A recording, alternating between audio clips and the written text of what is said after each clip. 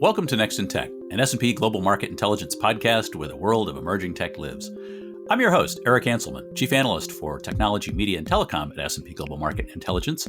And today, we're going to be looking at the year ahead, looking at some of the trends and topics that our research has been covering with returning guest Simon Robinson, Head of Research for TMT. Simon, welcome back to the podcast.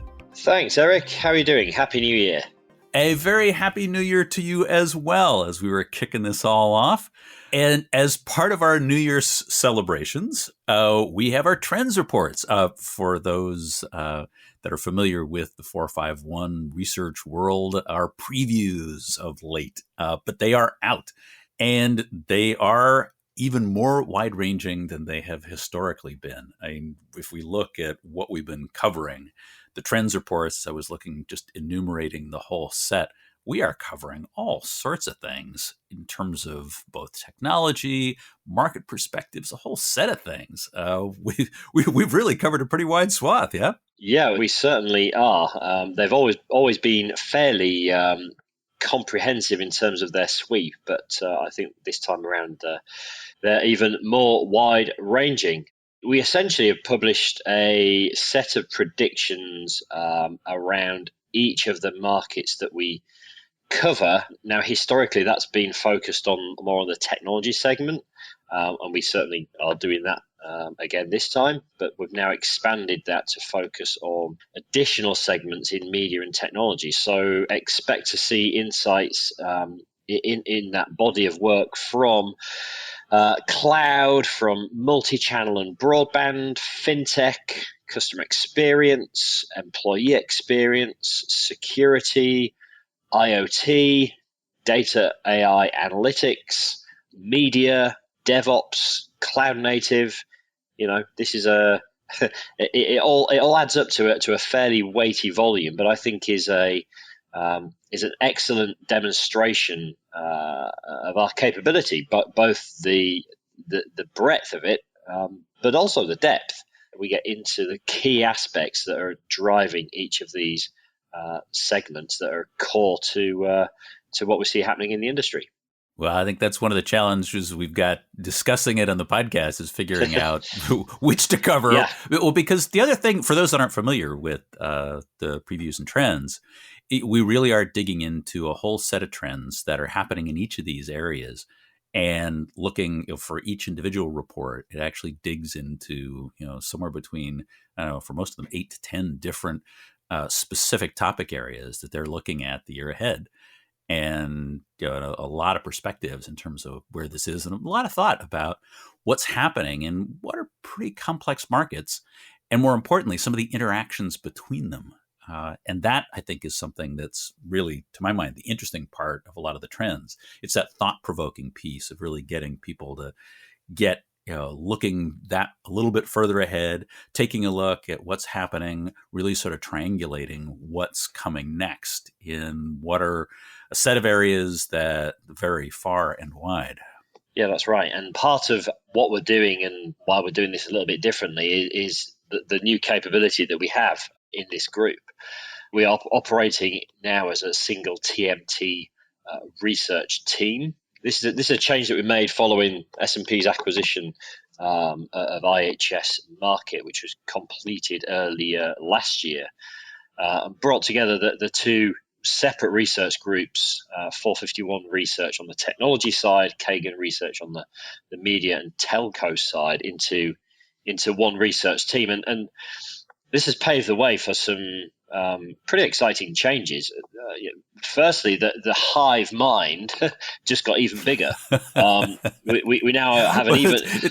Yeah, if you think about what that integration looks like. Well, it's interesting you say hive mind, because when we think about that cross-pollination, and I'll extend the apiary metaphor there, it really is the great synergy of bringing a lot of these different pieces together. It's being able to pull together a lot of these perspectives across these areas. Well, that's right. And that's the thing that I this has been the fun thing about this last year is the extent to which we've been able to actually look at all these different intersections and all these places in which the aspects of tech have always been. Again, that's sort of kind of been where we've lived. But as you said, now we've got this much bigger team that's all integrated, this much larger family to be able to bring all this together. Right, and it's about being able to tell a story end to end.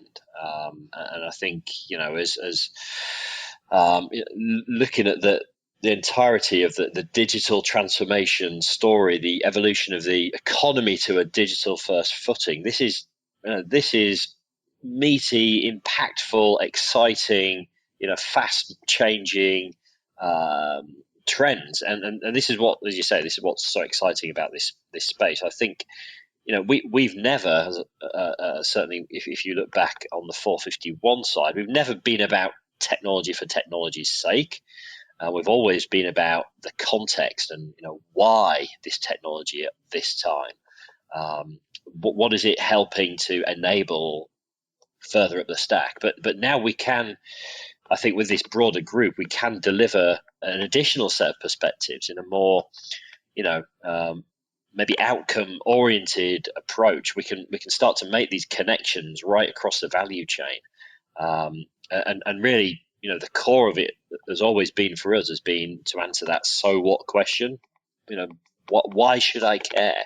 And now, because we can look right across the value chain, from the consumer experience, from the employee, from the customer experience point of view, right down to the building blocks, the foundations of the technology. That to me is really exciting. And if we bring in the sort of additional breadth that the broader IHS, former IHS organization, brings to us as well, it just allows us to further broaden our perspective and to apply that TMT lens to some specific verticals, and as well as every industry being disrupted by technology, we see that technology itself is getting pulled down into some vertical industries.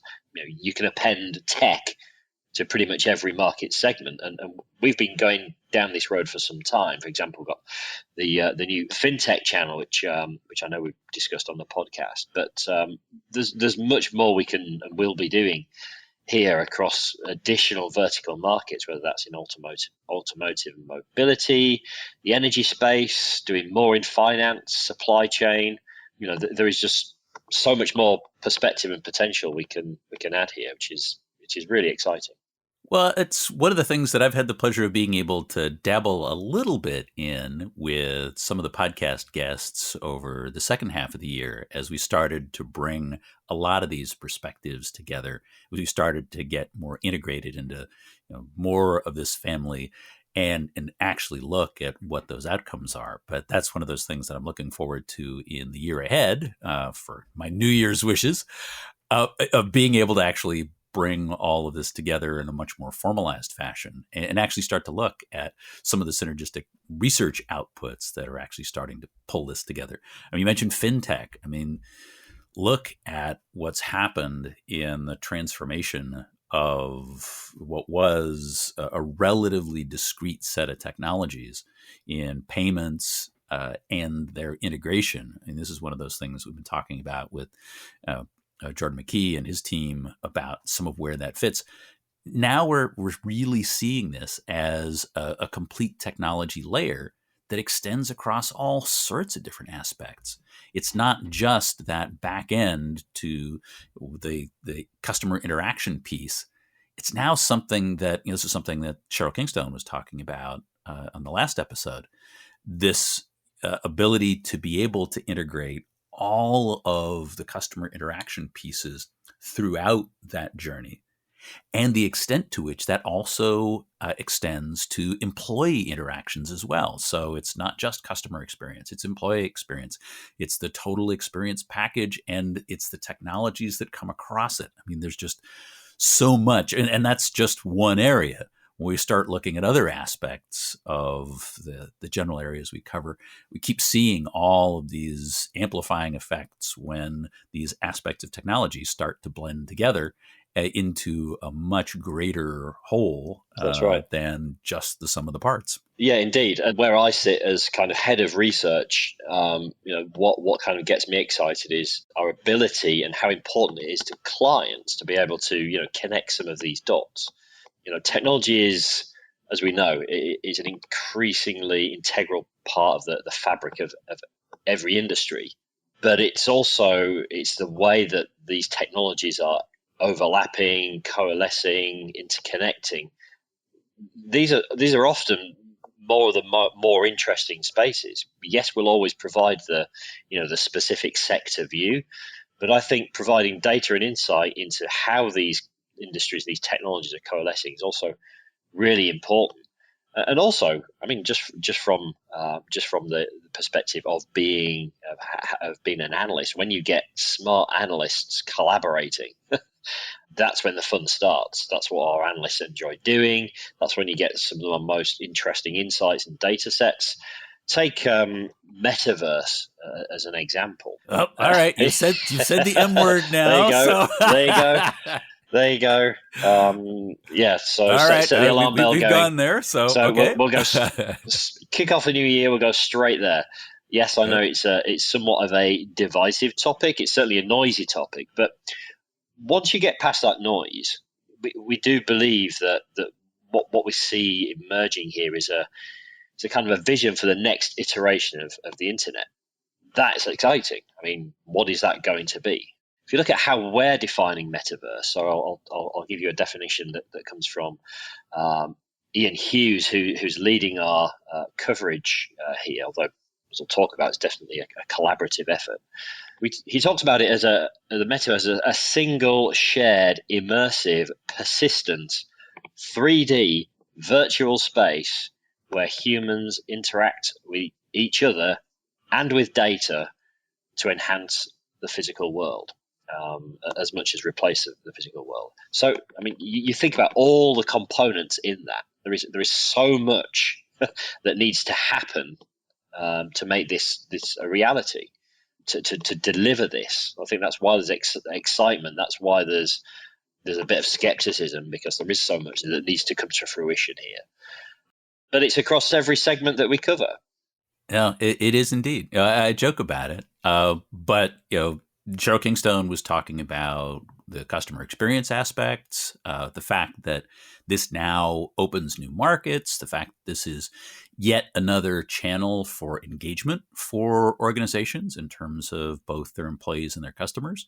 And I think one of the things that we touched on in the last episode, I think it's really interesting that what you'd mentioned and Ian calls out is the 3D nature of it. The fact that we're moving into an environment in which we need to determine how we actually get that greater, richer level of engagement. And some of the things that AWS was talking about and reInvent in terms of support for 3D spaces, a lot of the things that we're looking at in terms of some of those next-gen models, there's so many different pieces, to your point, that the metaverse touches. Not only what's the supporting infrastructure that has to build it, what are the ways in which it gets leveraged, what are the aspects of the metaverse more broadly that is going to drive engagement, how do you connect to it, all the telco pieces about this. As the meta folks are fond of saying, it's the telco's job to be able to provide performant connections to all this, but yet there's infrastructure that has to manage it. You've got the environment itself. They're just, again, so many different facets and so many different intersections where various aspects of the technologies all happen to blend together. That's why there's so much interest in our world from our clients. Whether you're a provider of, let's call them legacy capabilities, or the supporting infrastructure, as you say, at the chip level, the networking level, the data center and colo level, whether you're a data company, what happens on the regulatory side, whether you're an application software company, this is in some fashion an opportunity. And that's before we even get to some of the metaverse specific companies that have emerged already and will continue to emerge. I mean, we've already identified over 100 pure play metaverse companies today, and that's only going to increase. Now, the adoption is obviously focused, concentrated in the gaming space today. That's where the metaverse is most real. But we're seeing a huge amount of interest in the enterprise setting, in the industrial setting, in all sorts of other settings as well. One of our media analysts, for example, was recently at a sports rights conference. The biggest topic of discussion was sports rights in the metaverse. Yes, the reality of delivery is probably a number of years away in terms of being fully realized, but the groundwork is being laid now, and that's where we're engaged in just a whole range of really interesting conversations with the providers looking to participate in these spaces, and the stakeholders looking to take advantage. And the fact that the metaverse will touch almost everything, I think it puts the fact that we now have this entire view of the TMT landscape, it puts us in a really strong position to offer some unique, differentiated perspectives and data sets. And it will be a real team effort. So big focus for this year. We're really looking forward to it. Well, and it's not that there aren't a lot of things that are going on in these individual markets simply by themselves. A lot of transformational aspects that are taking place. Taking a look at, just looking at some of the trends pieces, the fact that we're now starting to see maturing of cloud, starting to look at managing costs through FinApps. Mm-hmm. What's happening on the media side, cord cutting continues. We've got so many different things that are taking place. The return of advertising in free and ad-supported streaming TV, the whole FAST phenomenon. There are just so many things that are taking place alongside all of the integration aspects and intersectional pieces. Yeah, I mean, it's never been a quiet industry, and we're at an interesting place from a kind of, I guess, a TMT industry point of view. 2022 overall was a bit of a reality check after what was a kind of a golden era through the pandemic. It was actually really good for the TMT industry. But when we look at what's happening with the broader economy and how those things are playing out in TMT specifically, you look at the headlines, it paints a fairly sober picture. We're seeing tech layoffs, we're seeing some struggles in terms of the streamers and in terms of their growth. We're in a bit of a crypto winter. TMT valuations have obviously fallen. No shortage of market headwinds. That's right. Much lower M&A volumes, difficult to raise capital and debt.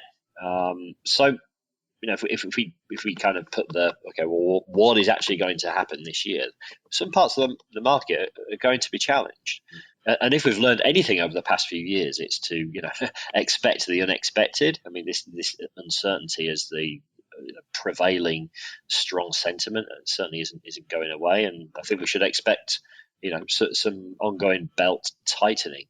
Well, when we look at the current conditions, there's just an awful lot from an economic perspective, and this is. Yeah, I look at the macroeconomic perspectives and the trends, and the fact that there's still, our data shows that businesses are still concerned. They're really looking ahead. Granted, as you're saying, there are all these conflicting aspects that are taking place. I mean, we see a lot of interesting market indicators that are showing, are we headed for a soft landing? Are we headed for a recession? So many conflicting indications. But strong labor markets at the same time. And this is a tough thing. And I guess the question that I'll raise is really, what should organizations be considering for the year ahead? I mean, you're identifying, I think, what was some of the probably what I'd see as the underlying piece of this, which is be ready for the unexpected, and then put in place the means to give you the ability to be able to react in whatever the situations are that shake out. Yeah, so a couple of things. I think we might see a change in emphasis in how, as you say, organizations have really been embracing technology to kind of maximize the opportunity that's been created through a growing market.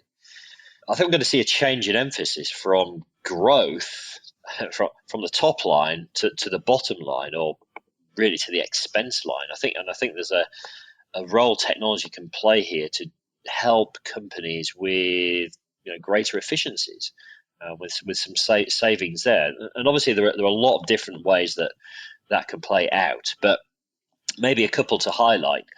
One would be this notion of ESG and sustainability. I don't think sustainability in particular is going away.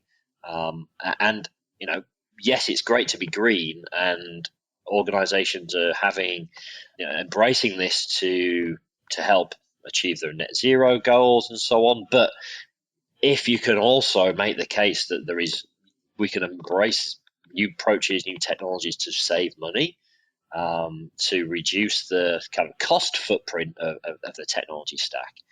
Actually, I'd argue that's going to be the bigger driver for adoption. Yeah, it's the economic case that sits underneath it. Sustainability actually becomes even more important in this environment. And I think we're already seeing a lot of emphasis here on the procurement side, but on the vendor side as well. I think that's going to continue this year. Well, we've seen headwinds certainly because of the situation in Ukraine and the energy demands and the shift in energy demands that's created, and yet that still reinforces that same point of being able to be more energy efficient, more energy independent.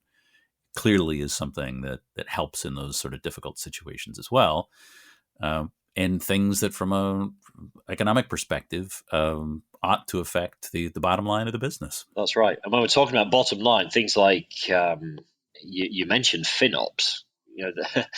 Depending on your perspective, some organizations may still be viewing cloud as quite a new thing. But to others, cloud is now something they've had in their organizations for 10 to 15 years. And it's reached a level of scale and maturity where we're moving on to a different set of issues and focuses. So, a lot of organizations are looking at that cloud spend and saying, actually, how can we get more efficiency here? And as you say, this whole new discipline of FinOps has emerged and will continue, I think, to really get attention as the proportion of not just IT spending, but overall organizational spending on a whole range of cloud services continues to grow. Yeah, well, we're getting to that stage of that next level, the second order function, which is we've now got technology to manage the technology that's managing the technology. So that's right. Yeah, additional layers, but again, focusing on efficiency and ensuring that we can actually put this stuff to work without breaking the bank. So there's a lot to focus on this year, Eric. I mean, the bottom line is we've got a big team, we've got a bigger team, but we've got a very, very busy team. And they're engaged in really, really interesting topics and technologies that will take us through the year. Well, I think listeners can look forward to an expansion or a further expansion of all the things that we wind up covering. There's a lot to look forward to in the year ahead. There certainly is. Well, thank you, Simon. This has been great, but we are at time. Well, thank you for being back on the podcast.